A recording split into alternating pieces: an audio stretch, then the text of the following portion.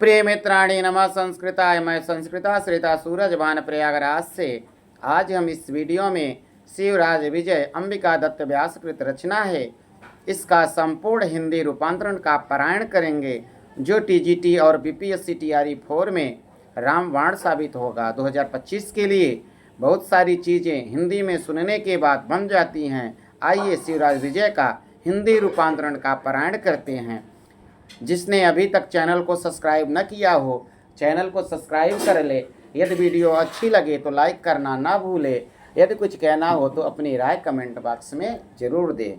हिंदी अनुवाद। भगवान विष्णु की सत्व प्रधानात्मिका शक्ति माया सर्वगुण संपन्ना तथा ऐश्वर्यशालिनी है, जिसके द्वारा अशेष जगत सम्यक रूप से मोहित किया गया है। दुष्ट हिंसक जन अपने पाप से ही मारा गया और सज्जन अपने समत्व बुद्धि के कारण भीति से मुक्त हो गया, अर्थात पाप से मुक्त हो गया। पूर्व में भगवान सूर्य का यह लाल प्रकाश है। यह भगवान सूर्य गगन मंडल के मणि, नक्षत्र समुदाय के चक्रवर्ती सम्राट इंद्र की दिशा प्राची रूपी नायिका के कुंडल, ब्रह्मांड रूपी भवन के प्रकाशक, कमल समूह के अतिशय, चक्रवाक समूह के शोक को दूर करने वाले, भ्रमर समूह के आश्रय, संपूर्ण व्यवहार के प्रवर्तक और दिवस के स्वामी हैं। यही भगवान दिन और रात के जनक हैं। ये ही वर्ष को 12 भागों में विभक्त करते हैं। वसंत आदि सर्व ऋतुओं के ये ही कारण हैं। ये है उत्तरायण और दक्षिणायन रूप सूर्य मार्ग का अवलंबन करते हैं। इन्होंने ही चतुर्युगों सतयुग, त्रेता युग, द्वापर युग और कलयुग का भेद किया है। इन्होंने ही कल्पों का विभाजन किया है। इन्हीं को आधारभूत बनाकर विधाता की अंतिमा पारार्ध संख्या पूर्णता को प्राप्त करती है। पारार्ध संख्या एक पैमाना है, सबसे बड़ी संख्या है। यह टीजीटी में आया भी है। ये ही भगवान संपूर्ण संसार का पुनः पुनः सृजन, पालन और श्रृंगार करते हैं। वेद इन्हीं की स्तुति करते हैं। गायत्री देवी इन्हीं का गान करती हैं। ब्रह्मनिष्ठ ब्राह्मण प्रतिदिन इन्हीं की अर्चना करते हैं। श्री रामचंद्र के कुल के मूल ये भगवान सूर्य धन्य हैं। ये समस्त जनों के लिए वंदनीय हैं। ऐसा सोचकर उदय होते हुए भगवान सूर्य को प्रणाम करता हुआ गुरु सेवा में दक्ष कोई विप्र बालक अपने पर्णकुटी से बाहर निकला। ओह खेद है, मैं चिरकाल तक सोया रहा। निद्रा रूपी जाल के अधीन होकर मैंने अत्यंत पूर्णमय काल व्यर्थ व्यतीत कर दिया। हमारे आदरणीय गुरुदेव का यह संध्या वंदन का समय है, अतः शीघ्र ही फूलों का चयन करता हूँ। इस प्रकार वह विप्र बालक मन में सोचता हुआ एक केले के पत्ते को तोड़कर तृणों के टुकड़ों से उसे जोड़कर पुष्पों को रखने के लिए दोना बनाकर फूलों का चयन करना आरंभ कर दिया। अब यह पैराग्राफ जो थोड़ा से है गौरवटु का विशेषण है, उसके विषय में कहा गया है। वह ब्रह्मचारी बालक आकृति से सुंदर था और वह गौरवर्ण का था। जटाओं से वह ब्रह्मचारी मालूम होता था। उसकी अवस्था लगभग 16 वर्ष की थी। वह शंख के समान सुंदर कंठ वाला, चौड़े ललाट से युक्त, सुंदर भुजाओं वाला तथा विशाल नयनों वाला था। केले के वृक्षों से घिरी होने के कारण कुंज के समान प्रतीत होने वाली इस कुटिया के चारों ओर एक पुष्प वाटिका थी। पूर्व की ओर नितांत पवित्र जल वाला, हजारों श्वेत कमलों से समलंकृत, पक्षी समुदाय के कलरव से शोभायमान, जलाधिक्य से संपूरित सरोवर तालाब था।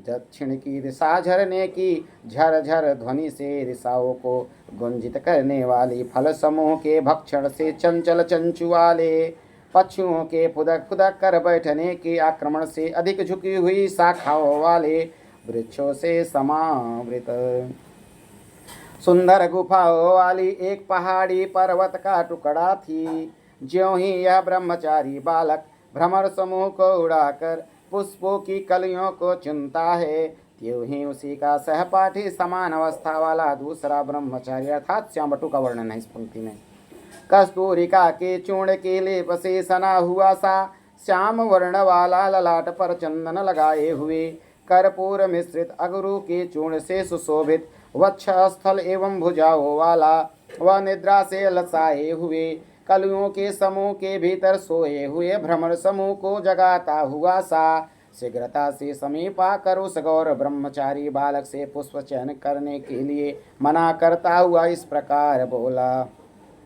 बस भाई बस, मैंने पहले ही पुष्पों का चयन कर लिया है। तुम रात्रि में देर तक जागते रहे थे, अतः मैंने तुम्हें इससे पहले सवेरे सवेरे जल्दी नहीं जगाया। गुरुदेव यहाँ तालाब के किनारे संध्योपासना कर रहे हैं। मैंने पूजन की सारी सामग्री उनके पास रख दी है और जिस लगभग 7 वर्ष वाली अर्थात सौवर्णी यवनों के भय से शब्द रहित सिसक सिसक कर रोती हुई अत्यंत सुंदरी मानव शरीर धारण किए हुए सरस्वती जैसी पुष्परस मिश्रित मीठा जल पिलाते हुए कंदम मूल फलों के टुकड़ों को खिलाते हुए तुमने रात्रि के 3 प्रहर बिता दिए थे, वह इस समय सो रही है, जाग कर फिर उसी प्रकार रोएगी। अतः उसके माता पिता और घर का पता लगाना चाहिए। यह सुनकर गर्म सांस लेकर जैसे ही उसने गौरवटू ने कुछ भी कहना चाहा, तब तक अकस्मात उन दोनों की दृष्टि पर्वत की चोटी पर पड़ी।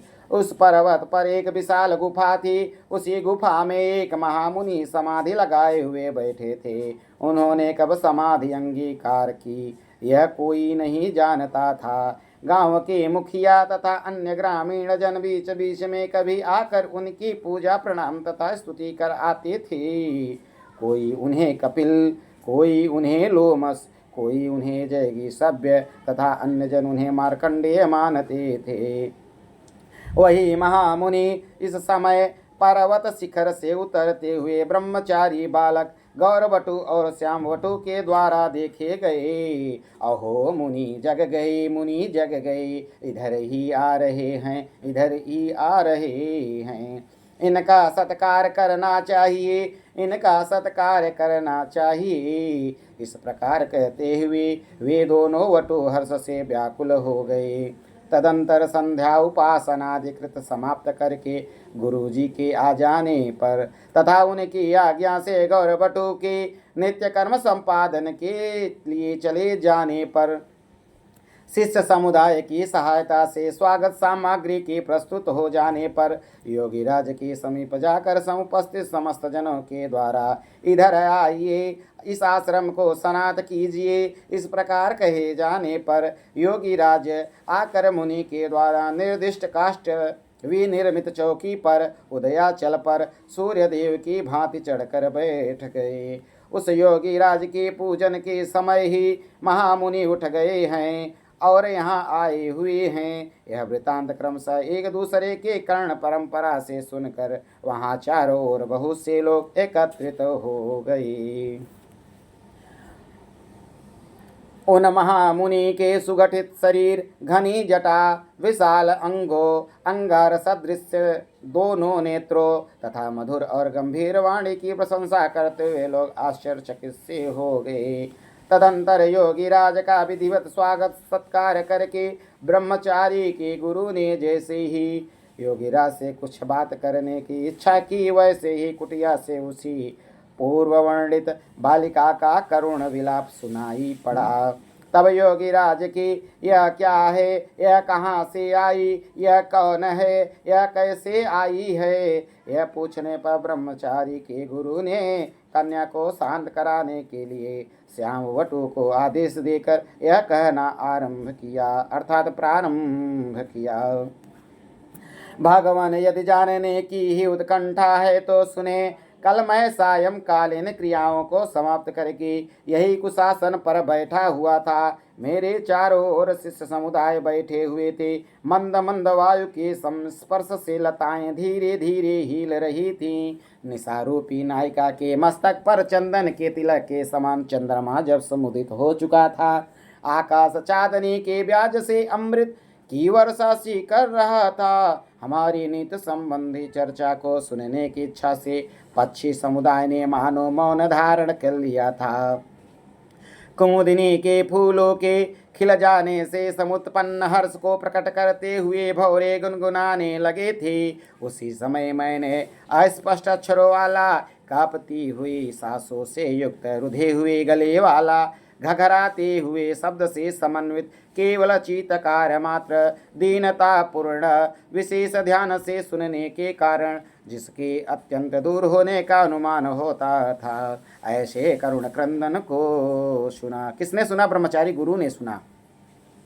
उसी क्षण यह रोने का शब्द कहाँ से आ रहा है, किस कारण से है, देखो पता लगाओ। इस प्रकार आदेश देकर मेरे द्वारा छात्रों को भेज दिए जाने पर क्षण भर बाद ही एक छात्र के द्वारा डरी हुई, शीघ्रता पूर्वक लंबी लंबी अत्यंत गर्म सांसें लेती हुई, सिंह से सूंघी हुई, भीतहरणी के समान अशुभ प्रभाव से स्नान की हुई, कांपती हुई एक बालिका गोद में उठाकर लाई गई। चिरकाल तक अन्वेषण करने पर भी उसकी कोई सखी या साथी प्राप्त नहीं हुआ।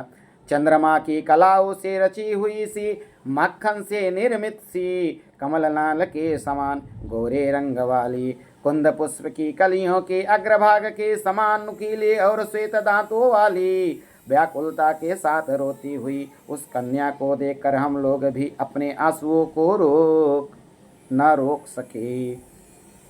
तदंतर पुत्री डरो मत बेटी, हम सब तुम्हें माँ के पास पहुँचा देंगे। वत्से दुखी मत हो देवी, कुछ खाओ दूध पियो, ये सब तुम्हारे भाई हैं, जो कहोगी वही करेंगे। विलाप करने से अपने प्राणों को संशय में मत डालो, इस कोमल शरीर को दुखाग्नि से संतप्त मत करो। इस तरह अनेक प्रकार से समझाने पर किसी प्रकार आश्वस्त होकर उसने कुछ दूध पिया। सबसे पहले दूध पीती है सवर्णी।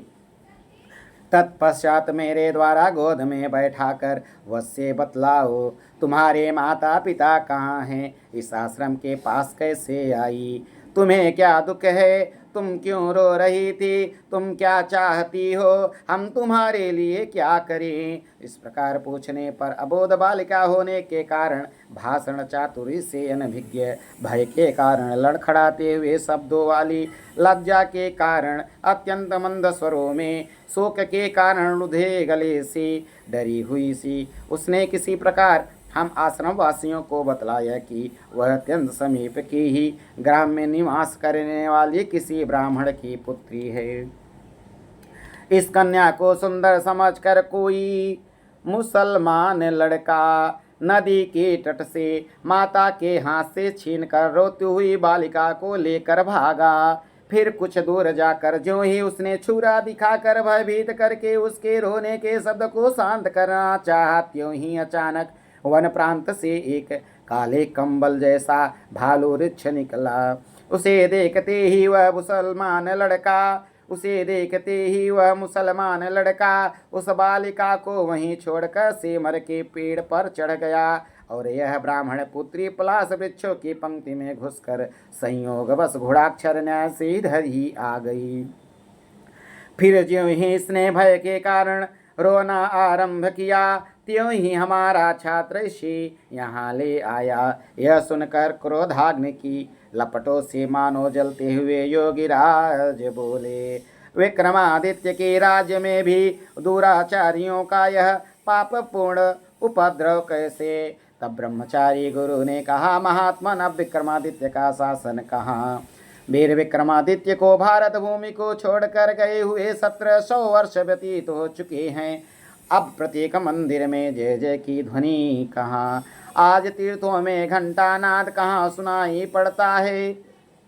इस समय मठों वेद विद्यालयों में वेद मंत्रों का उच्चारण कहाँ, आज तो वेद ग्रंथ फाड़कर गलियों में फेंके जाते हैं, धर्म शास्त्र उछाल कर अग्नि में झोंके जाते हैं। श्रीमद् भगवद गीतादि पुराण ग्रंथ पीसकर पानी में फेंके जाते हैं, भाष्य ग्रंथ नष्ट कर भाड़ों में भूज दिए जाते हैं, कहीं मंदिर तोड़े जाते हैं, कहीं तुलसी के वृक्ष काटे जा रहे हैं, कहीं स्त्रियों का अपहरण किया जाता है, कहीं धन संपत्ति लूटी जाती है, कहीं करुण क्रंदन है, तो कहीं खून की धारा, कहीं अग्निकांड है, तो कहीं घर गिराए जा रहे हैं। इस समय यही चारों ओर सुनाई पड़ता है और दिखाई पड़ता है।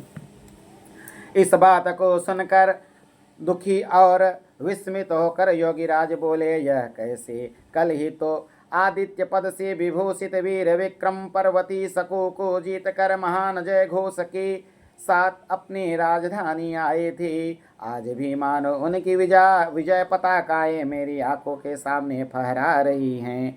आज भी उनके नगाड़े तुरही आदि के शब्द मानो मेरे कर्णविवरों को भर रहा है। तब फिर आज 1700 वर्ष कैसे बीत चुके। योगीराज के वचन सुनने के अनंतर सबके स्तब्ध एवं आश्चर्यचकित हो जाने पर ब्रह्मचारियों के गुरु ने प्रणाम कर कहा, भगवान सिद्धासन लगाकर सांस रोक कर कुंडली को जगाकर 10 इंद्रियों 5 ज्ञानेंद्रिय और 5 कर्मेंद्रियों को जीत करके अनाहत नाद के तंतु का अवलंबन करके आज्ञा चक्र को स्पर्श कर अर्थात ध्यान का लक्ष्य बनाकर चंद्रमंडल का भेदन करके सोम चक्र में संस्थित महाप्रकाश को तिरस्कृत करके सहस्रार चक्र के भीतर प्रवेश करके पर ब्रह्म का साक्षात दर्शन करके उसी में रमण करने वाले मृत्यु को जीतने वाले आत्मा के आनंदमय स्वरूप को प्राप्त हुए ध्यान मग्न आप जैसे योगियों को समय की गति का पता नहीं चलता। उस समय जिन लोगों को आपने देखा था उनकी 50वीं पीढ़ी का पुरुष भी आज नहीं दिखाई पड़ता। यह भी टीजीटी माया है। आज नदियों की वे धाराएं नहीं हैं, नगरों की वह स्थिति नहीं, पर्वतों का वह आकार नहीं और न जंगलों की वह सघनता है। अधिक क्या कहे, इस समय भारत देश अन्य प्रकार का ही हो गया है। यह सुनकर कुछ मुस्कुराते हुए से चारों ओर देखकर योगीराज बोले, सचमुच मुझे समय के वेग की प्रतीति नहीं हुई। युधिष्ठिर के समय में समाधि लगाकर मैं विक्रमादित्य के समय में उठा था और विक्रमादित्य के समय में पुनः समाधि लगाकर इस दूराचारपूर्ण समय में जागा हूँ।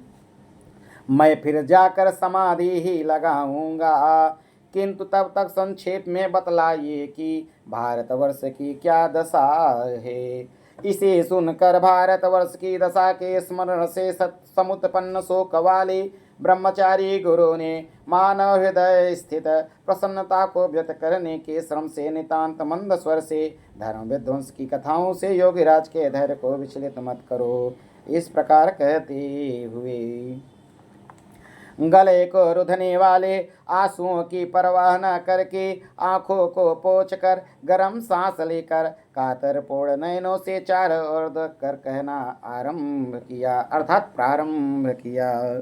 महर्षि यह मेरी जीवा वज्र से विनिर्मित है, जो भीषण दानवों के वृतांत वर्णन से विदीर्ण नहीं हो जाती। फौलाद लोहा से बना हुआ यह हृदय है, जो यवनों के द्वारा किए गए हजारों दुराचार को स्मरण कर सैकड़ों टुकड़ों में टूट नहीं जाता और जलकर राख नहीं बन जाता। हम सबको धिक्कार है जो आज भी जीवन धारण कर रहे हैं, सांस ले रहे हैं, भ्रमण कर रहे हैं और अपने को आर्यवंश में समुत्पन्न होने वाले मानते हैं। इस प्रस्तावना को सुनकर तथा ब्रह्मचारी गुरु के हल्दी के रस से रंगे हुए के समान उदास अर्थात पीले पड़े हुए चेहरे, आंसू बहाते हुए नेत्रों, रोमांचित शरीर, कांपते हुए ओष्ठ तथा लड़खड़ाती हुई आवाज को देखकर योगीराज समझ गए कि यह सारा वृतांत अनर्थ, वंचना, पाप और उपद्रव से परिपूर्ण है। अतः उसके स्मरण मात्र से ही इनका हृदय दुखी हो रहा है। इसलिए मैं इनको व्यर्थ में ही और अधिक म्लान अथवा खिन्न नहीं करना चाहता। यह सोचकर बोले, मुनिवर समस्त कलाओं के रचयिता तथा सबके संहारक भीषण यह काल देवता बड़े विलक्षण है। काल देवता मतलब महाकाल। ये ही कभी अथाह जल राशि से भरे हुए समुद्र तलों को मरुस्थल बना देते हैं, कभी हजारों सिंह बाघ भालू गेंडा सियार खरगोश से व्याप्त जंगलों को नगर बना देते हैं, और कभी मंदिरों राजमहलों धनिकों की ऊंची ऊंची अट्टालिकाओं चौराहों चबूतरों उपवनों तालाबों एवं गौशालाओं से विभूषित नगरों को जंगल के रूप में बदल देते हैं। देखिए, कभी इसी भारतवर्ष में याज्ञिकों के द्वारा राजसूय आदि यज्ञ किए जाते थे। किसी समय यहाँ वर्षा आधी धूप और शीत सहकर अनेक प्रकार के तप किए जाते थे। आजकल तो म्लेच्छों यवनों के द्वारा गायें मारी जाती हैं, वेद फाड़े जाते हैं, स्मृतियाँ रो दी जाती हैं, मंदिरों को घुड़सवार बना दिया जाता है, पतिव्रताओं का सतीत्व नष्ट किया जाता है और सज्जनों को सताया जाता है। यह सब उसी महाकाल की महिमा है। कौन सी महाकाल? अर्थात महाकाल। आकाशे तारकम लिंगम पाताले हाटकेश्वरम मृत्युलोके महाकालम त्रयलिंगम नमोस्तुते। उज्जैन नगरी गूंजेगी महाकाल के नामों से। तो वही महाकाल की महिमा है। यह विचार कर धैर्यशालियों में अग्रगण्य होते हुए भी आप धैर्य क्यों छोड़ रहे हैं? शांति धारण करके अत्यंत संक्षेप में यवन राज्य का वर्णन कीजिए। अनावश्यक होते हुए भी न जाने क्यों मेरा हृदय सुनना चाहता है। ऐसा कहकर योगी राज मौन हो गए। तब उस मुनि ने अर्थात ब्रह्मचारी गुरु ने कहना प्रारंभ किया, भगवान धैर्य हर्ष प्रताप तेज वीरता पराक्रम शांति शोभा सुख धर्म एवं विद्या के सहित श्रीमान वीर विक्रमादित्य के परलोक चले जाने पर धीरे धीरे आपसी झगड़ों के कारण राजाओं के पारस्परिक स्नेह बंधनों के शिथिल हो जाने पर वीर योद्धाओं के कमनियों के कटाक्षों एवं हाव भाव के प्रभाव में आकर सारी संपत्ति नष्ट कर देने पर मंत्रियों के केवल स्वार्थ साधन की चिंताओं में तल्लीन हो जाने पर राजाओं के केवल प्रशंसा प्रिय हो जाने पर विद्वानों के आप इंद्र हैं, आप वरुण हैं, आप कुबेर हैं, इस प्रकार केवल राजाओं की चाटकारताओं में तत्पर हो जाने पर कोई गजनी स्थान निवासी महमूद नामक यवन मुसलमान सेना सहित भारतवर्ष में प्रवेश किया।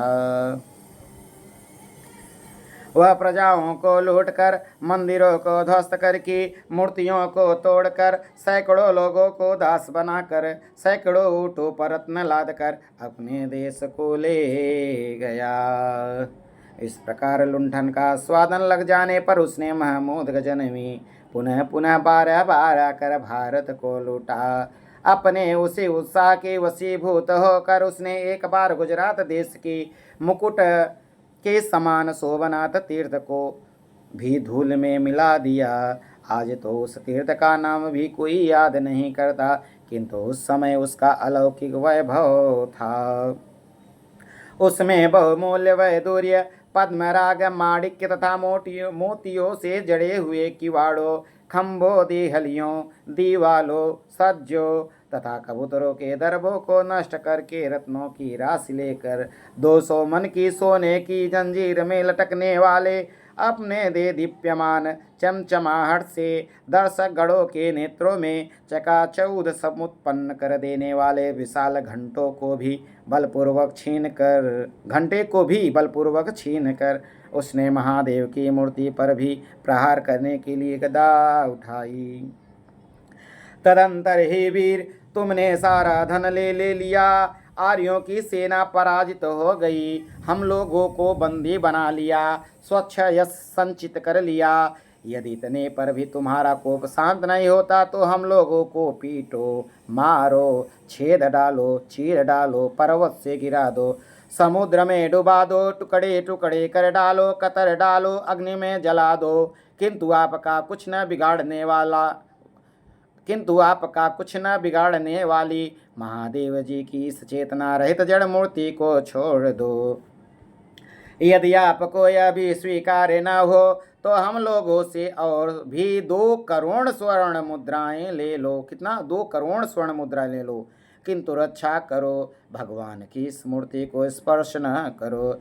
इस प्रकार पुजारियों के बार बार कहने पर, रोने बिलखने पर, पैरों में गिरने पर, भूमि में लौटने तथा प्रणाम करने पर भी मैं मूर्ति बेचता नहीं अपितु तोड़ता हूँ। इस प्रकार गरज कर जन समूह के हाहाकार के शब्द को सुनते हुए उसने भयंकर गदा से शिवलिंग को तोड़ दिया, अर्थात भयंकर गदा से शिवलिंग को तोड़ दिया। गदा गिरने के साथ ही मूर्ति में से अनेक अरब पद्म स्वर्ण मुद्राओं के मूल्य के रत्न उछल पड़े तथा चारों ओर बिखर गए, और वह मुँह जला दुष्ट उन रत्नों और मूर्ति के टुकड़ों को ऊँटों की पीठ पर लाद कर सिंधु नामक विशाल नदी को पार कर अपनी विजय पताकाओं से युक्त गजनी नामक राजधानी में प्रविष्ट हुआ। तत्पश्चात कालक्रम से विक्रम संवत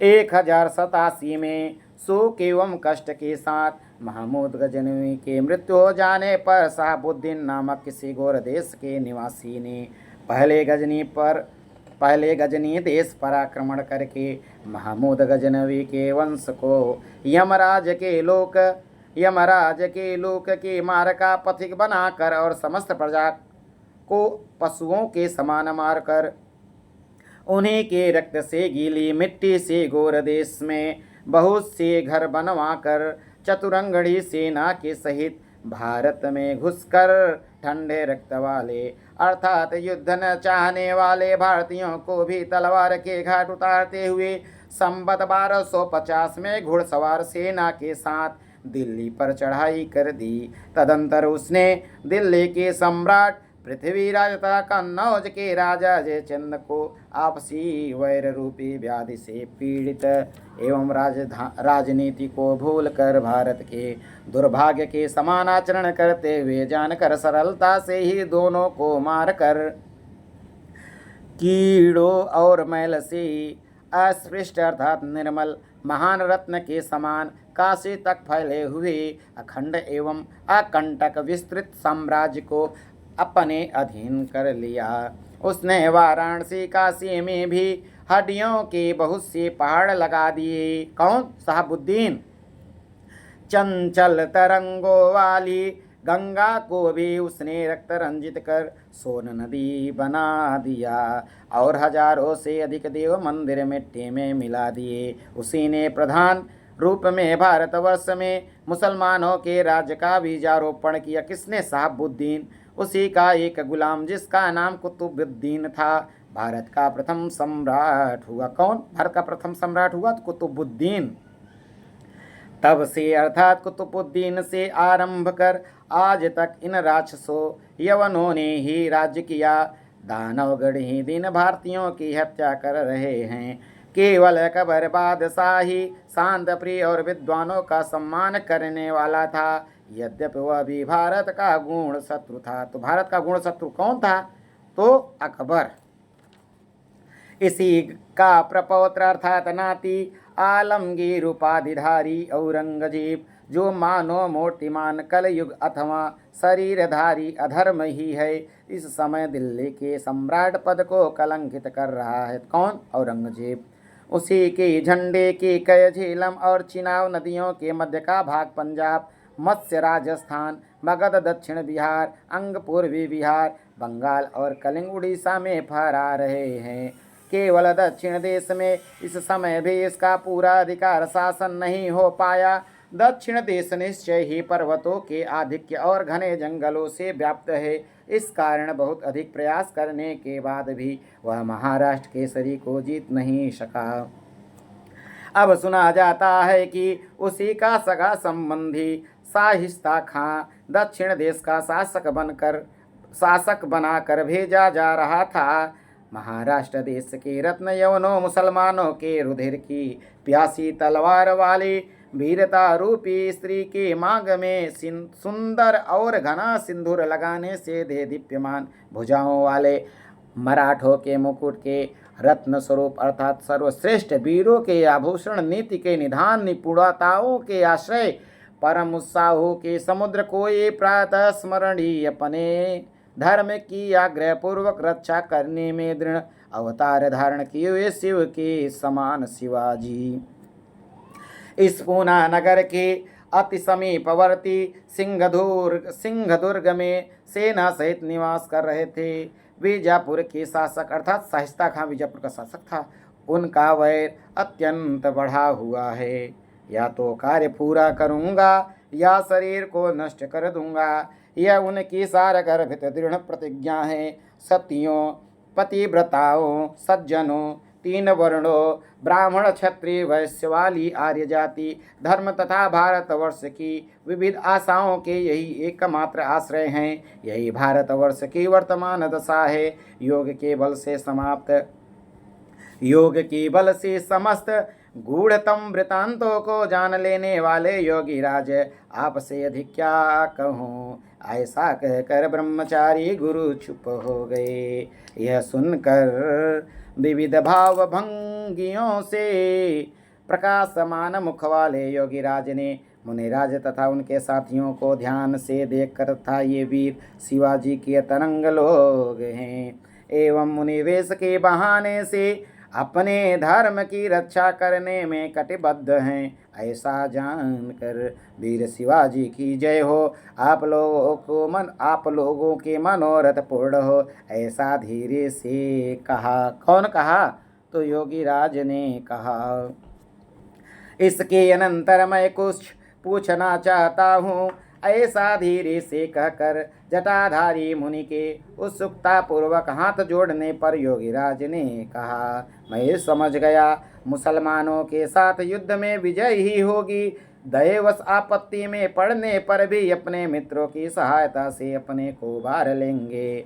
मुनि ने भी समझ लिया। यह कहकर फिर कुछ विचारते हुए और स्मरण करते हुए से लंबी और गर्म सांस लेकर निरंतर रोके जाने पर भी कुछ निकल आए हुए अश्रुबिंदुओं से भरे हुए नेत्रों से कहा, भगवान आप जैसे महात्माओं के दर्शन प्रायः दुर्लभ होते हैं, अतः एक और प्रश्न पूछने की जिज्ञासा मुझे विवश कर रही है, ऐसा निवेदन किया। योगीराज ने उत्तर दिया, हाँ समझ गया, वह जीवित है, सुखपूर्वक है।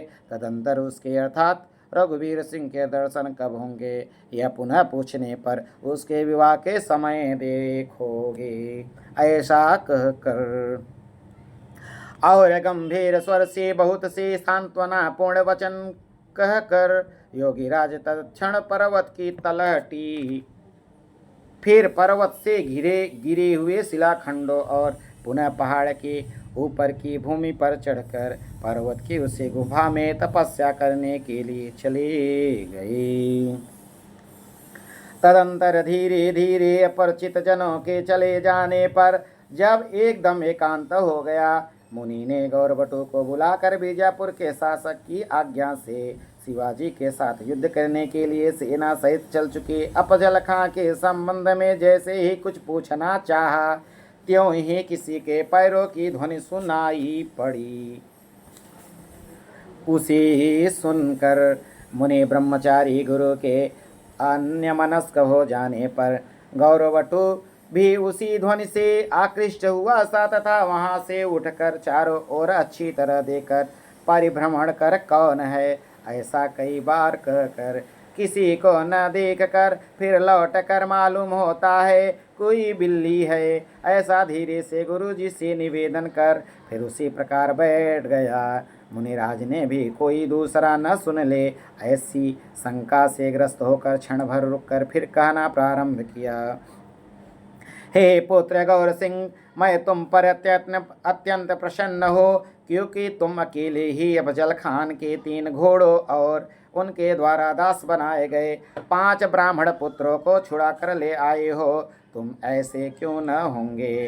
राजपुतानों के क्षत्रियों की कुल परंपरा ही ऐसी है। उसी समय पुनः मरमर ध्वनि तथा पैरों की आहट सुनाई पड़ी। इसके अनंतर रुककर ब्रह्मचारी गुरु ने स्वयं उठकर एक अत्यंत ऊंचे शिलाखंड पर चढ़कर चतुरता पूर्वक अर्थात सावधानी से चारों ओर देखते हुए भी पैरों की आहट का कोई कारण नहीं देखा।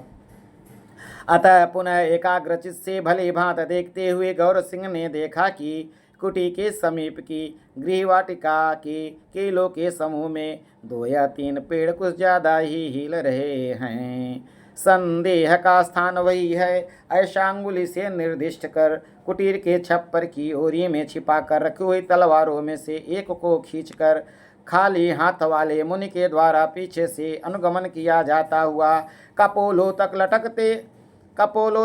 लटकने वाले तथा नेत्रों को स्पर्श करने वाले घुघरालों केशों को बाएं हाथ की अंगुलियों से दूर हटाता हुआ मुनि वेश धारण करते हुए भी कुछ क्रोध के कारण लाल नेत्रों वाला हाथ से हिलाते हुए निर्दय तलवार को लिए हुए भगवान शंकर की आराधना के इच्छुक तपस्वी वेश वाले अर्जुन की तरह शांत और वीर दोनों रसों में स्नान किए हुए गौर सिंह तत्क्षण उस निर्दिष्ट स्थान के समीप आया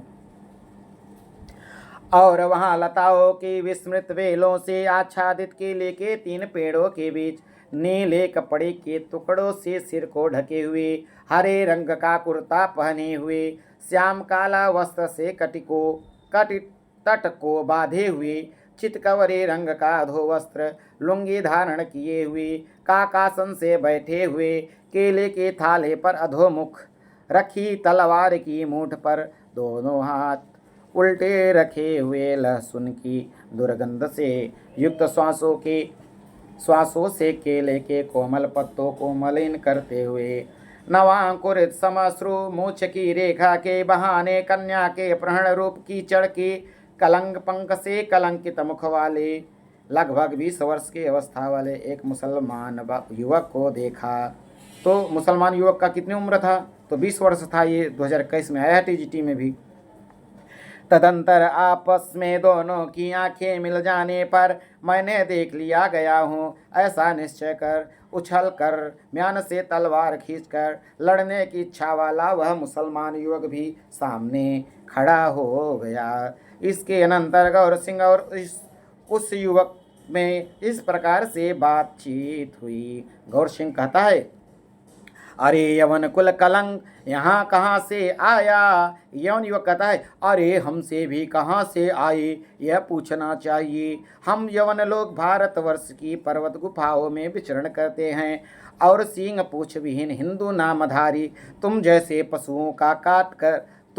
पशुओं का शिकार कर आनंद मनाते हैं। गौर सिंह कहता है, क्रोध के साथ हंसकर अपने अंक गोद में स्वतः आए हुए दुष्ट प्राणियों के ऊपर ही जीवित रहने वाले शिव के गण हम आश्रमवासी हिंदू लोग भी यहीं रहते हैं।